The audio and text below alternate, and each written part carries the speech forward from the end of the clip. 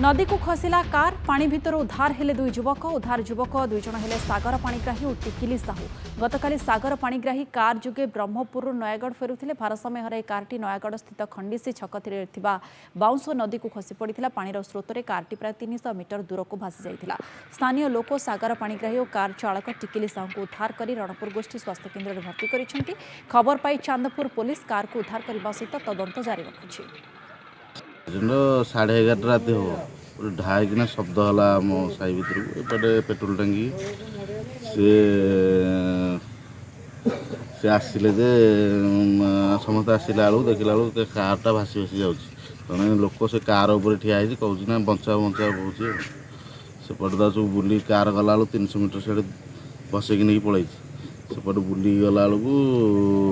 से लोक कार उपर ठिया उद्धार कर कारटा से भितर रही राति राति से डाक समस्त गछटा से गछ जो समस्ते से बहुत गछटा काटिदेला फरेस्ट वाला लगे नंबर दे काटिदेले किंतु से ब्रिजर किसी सुविधा कले।